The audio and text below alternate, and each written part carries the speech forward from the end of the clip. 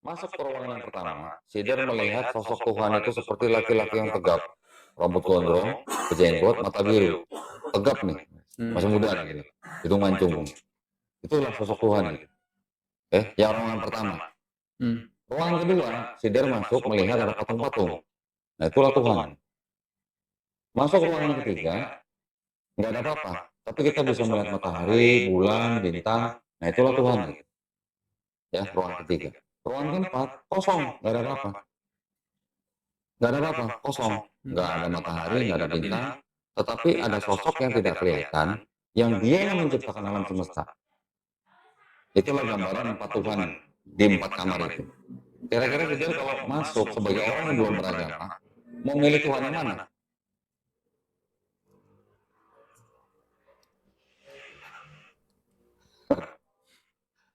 Kalau manusia laki-laki, ya, Hmm.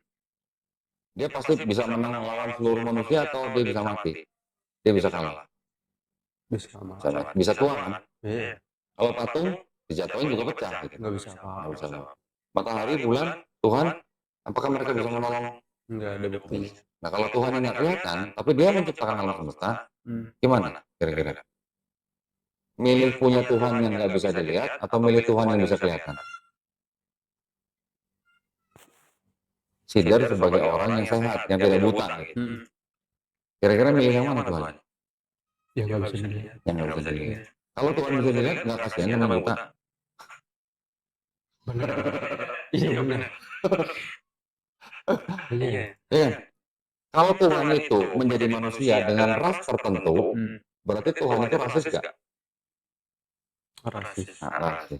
Kalau dia menjadi Tuhan yang bule, kasihan nggak sama orang kulit hitam? Hmm. Kasihan nggak sama saya orang Cina? Saya juga pengen Tuhan orang Cina. Gitu kan? Iya. Nah, kenapa dia harus menjadi ras tertentu? Gitu. Kan Tuhan kan untuk semua ras harusnya kan? Orang Sulawesi kan juga pengen punya Tuhan seperti orang Sulawesi. Itu pun standar manusia yang sehat, banyak manusia tidak sehat. Ada yang polio apa kan? Nah, Bisa jadi standar itu tidak bisa dipakai. kalau dia tidak bisa dilihat oleh semua manusia, ya, yang bisa melihat juga punya Tuhan yang sama dengan orang yang tidak bisa melihat, berarti kan Tuhan itu maha adil. Hmm. Kalau di dalam Islam, kita meyakini bahwa Tuhan atau Allah yang Subhanahu wa Ta'ala yang Maha Kuasa ini, selain dia juga Maha Pengasih, Maha Penyayang, Maha Suci, Maha Benar, dan semuanya, kan punya 99 sifat ya, 99 sifat. Kita memahami Tuhan yang punya 99 nama itu dengan segala kemahaannya, dia juga punya sifat mustahil. Maksudnya apa tahu? Bisa nggak Tuhan yang maha pencipta itu, maha suci, maha benar, maha baik, menjadi makhluk ciptaannya yang tidak ada mahanya? Nggak bisa. Nggak bisa. Ya sama kayak Tuhan jadi iblis nggak mungkin. Iblis nggak mungkin baik kan? Iya nggak mungkin. Tuhan kan pasti baik, Iya. maha baik lagi. Kan nggak mungkin pada saat yang sama Tuhan yang maha baik menjadi yang tidak baik. Nggak mungkin. Itu makanya kita meyakini bahwa Tuhan yang maha kuasa itu juga pasti punya sifat mustahil. Mungkin nggak Albert Einstein menjadi orang pintar pada saat yang sama menjadi orang bodoh. Nggak mungkin juga. Itu juga nggak mungkin manusia terbang seperti burung kan. Karena kita punya kodrat gitu. Dari yang tidak terbatas jadi terbatas. Nah, tidak mungkin.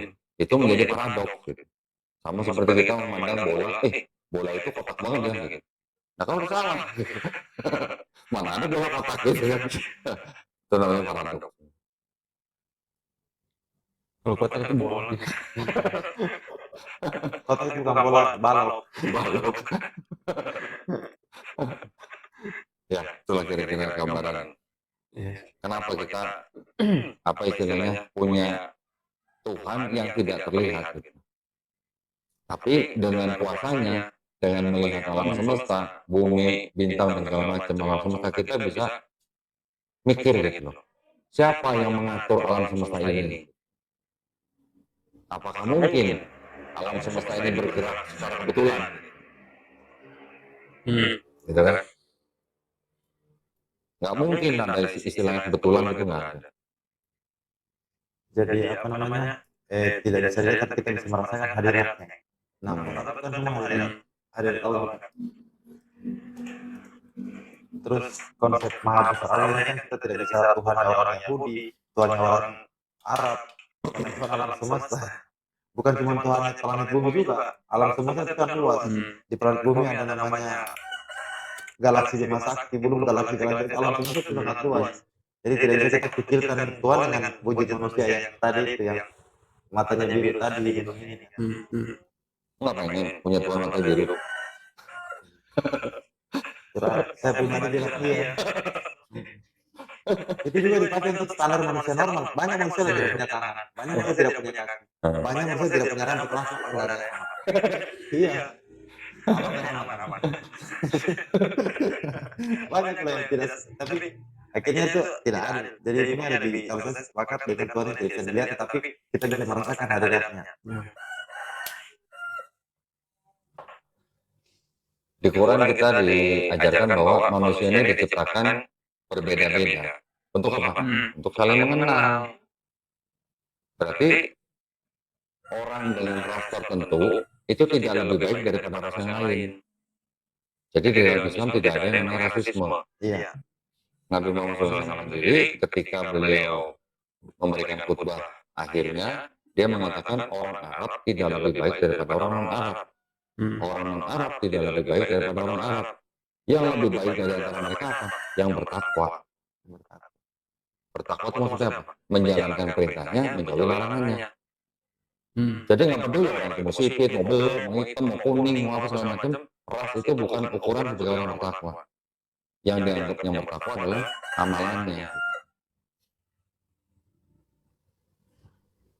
Makanya kenapa dalam Kristenan itu secara fakta ya itu terjadi banyak klaim-klaim Yesusnya orang. Ada Yesus versi Cina, versi Jepang ada, Yesus versi apa namanya? Versi Afrika ada. Kemarin itu yang mau disalibkan untuk dilapor polisi itu ada siapa? Yesus yang di Afrika. Oh, benar. Dia klaim Yang nendang juga ada ya? iya, dia klaim bahwa ada Yesus. Nah, dicoba untuk disalibkan di lapor polisi. Lapor polisi dia itu ada kejadian. Nah, yang mempercayai Tuhan bisa jadi manusia yaitu tadi penganut-penganut pagan.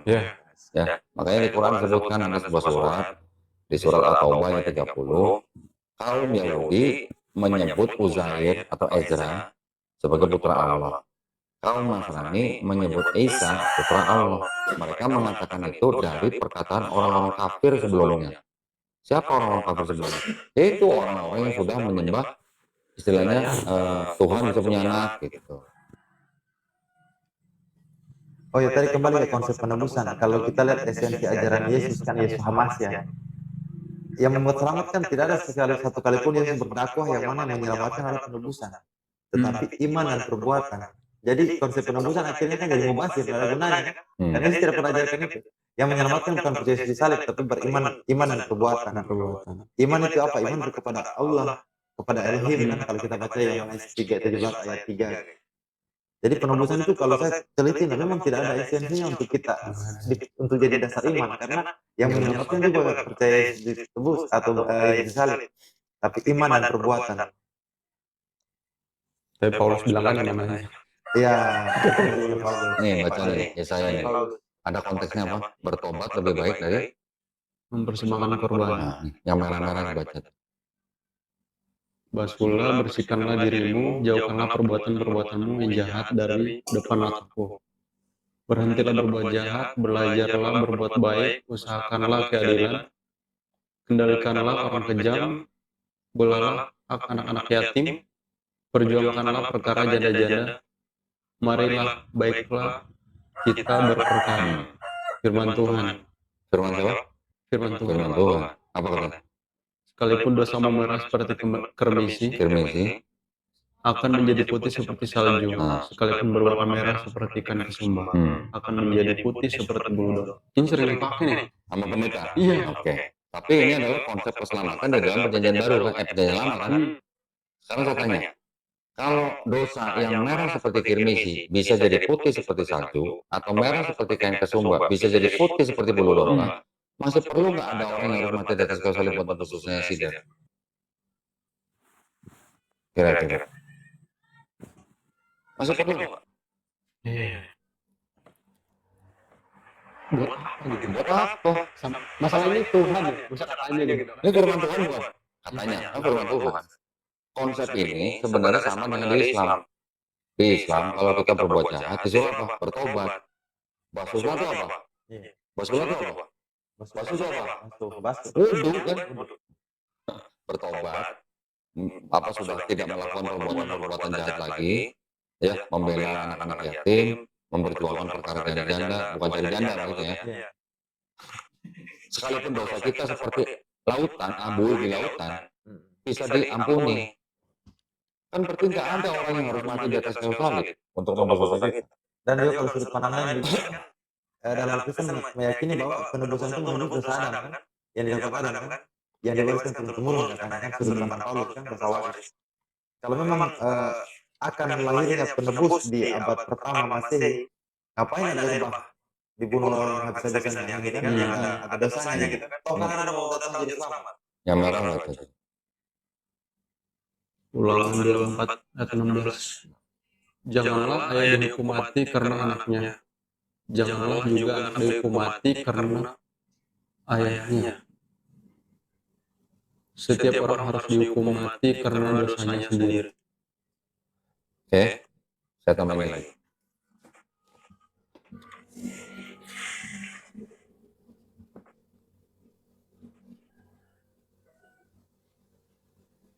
Mana ya filter tadi? Kenapa dia ngumpet? Nah.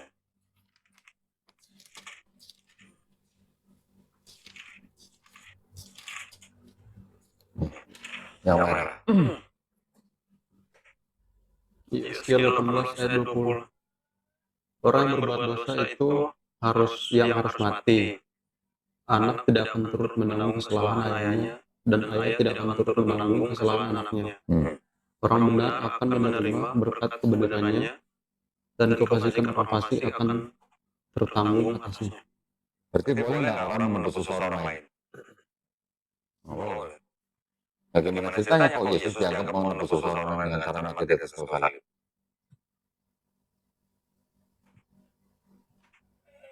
Beda kan katanya?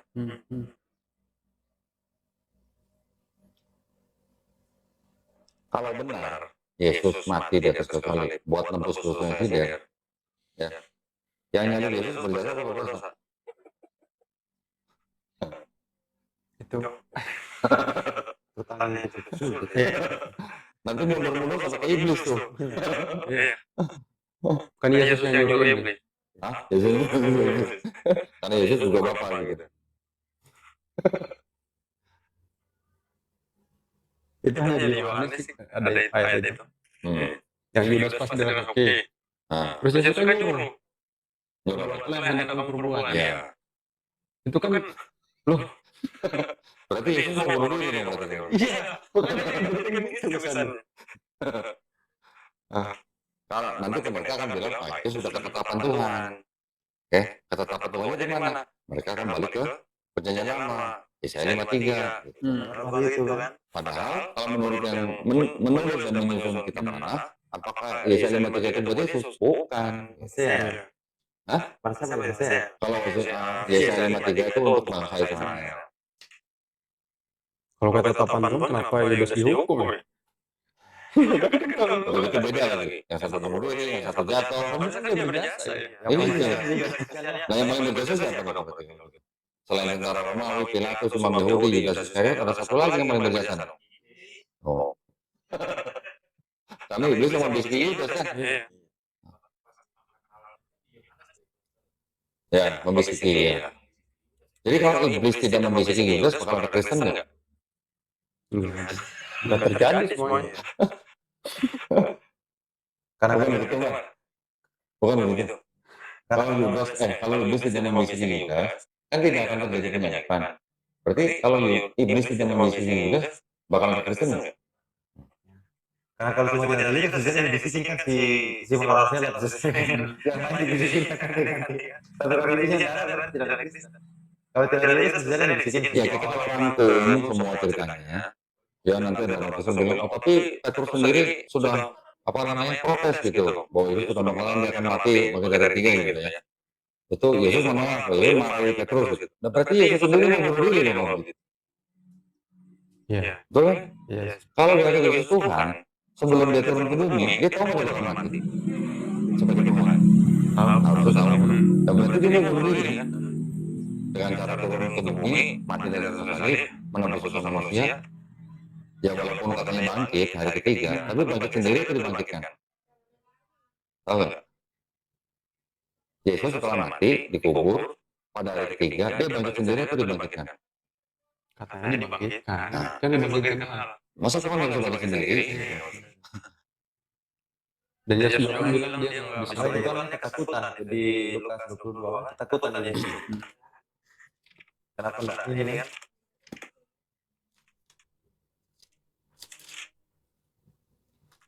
Coba ayat 14. 6 ayat 14.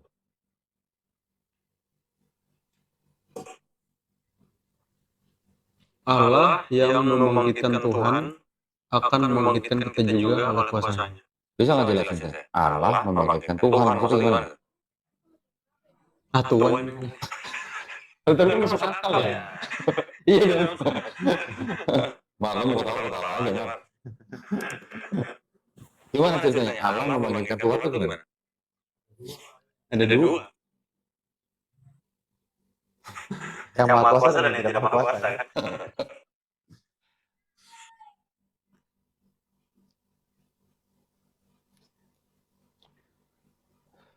Kok ngomongin double lagi sih orang dari negara Islam Mas? Iya. Poinnya ketuhanan itu hasil pilkadanya Konstantinian. Pilkada. Kan ada kubu dua partai, partainya si Arius sama partainya Athanasius. Ada lagi yang mau tanya soal Islam?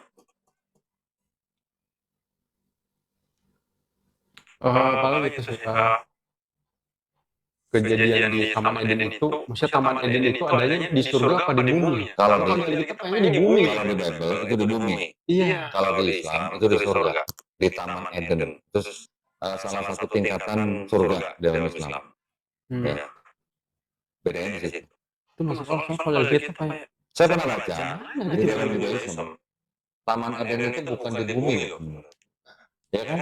Di suatu tempat antara bumi dan surga. Di tengah-tengah gitu.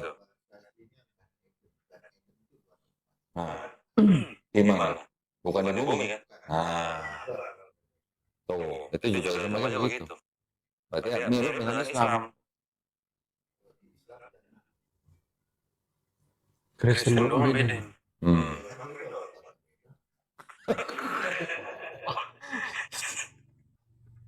Ya kalau memang betul-betul itu mau Tuhannya beda. Walaupun orang Kristen bilang bahwa Yesus itu adalah dari Bapa, tetap aja beda. Karena orang Yahudi bilang Tuhan itu bukan manusia, bukan anak manusia. Tidak mungkin berubah. Ada bentuk fisik kan Tuhan? Nggak ada. Berarti konsep ketuhanan, konsep keselamatan, konsep Mesias di dalam PL itu berbeda dengan PB. Yesus kan di PB kan disebut Mesias, ya kan? Istilahnya Mesias yang dijanjikan lah, karena disebut Yesus anak Daud. Karena kan Hosana Yesus anak Daud gitu lah. Hosana anak Daud kan untuk Yesus. Tetapi Yesus sendiri kan bukan anak keturunan langsung Daud. Karena Yesus bukan ayah kandung. Kalau anak adopsi, di dalam Yahudi nggak diterima kesukuannya. Dia hanya bisa diterima sebagai bangsa Yahudi karena darah ibunya. Tapi untuk menentukan Yesus apa harus dari darah ayahnya. Ya, maka itu Yahudi menolak Yesus sebagai Mesias yang akan datang itu. Salah satunya adalah itu. Kedua, orang Yahudi memahami Mesias yang akan datang itu adalah benar-benar manusia, bukan Tuhan sendiri yang turun jadi manusia. Ya. Yang ketiga, orang Yahudi memahami bahwa Mesias yang akan datang itu adalah orang yang datang, manusia yang datang untuk menyelesaikan misi, bukan dengan cara datang, pergi, datang lagi gitu. Bukan begitu. Datang ya udah cuma sekali gitu. Nggak ada cara harus mati, bangkit, pergi, datang lagi, itu nggak begitu. Yahudi juga memahami bahwa Mesias yang akan datang itu adalah nanti pada waktu dia datang, di seluruh bumi sudah tidak ada orang mengangkat senjata, sudah tidak ada perang. Akhir zaman. Memang ini cerita akhir zaman. Yang terakhir, orang Yahudi memahami Mesias yang akan datang itu pada saat semua manusia sudah mengenal Tuhan. Jadi menurut orang Yahudi, Mesias yang akan datang itu sekarang sudah datang belum? Belum. Ada tambahan lagi bahwa nanti Mesias yang akan datang itu ketika bait suci ketiga sudah dibangun. Bait suci ketiga kan sekarang belum ada.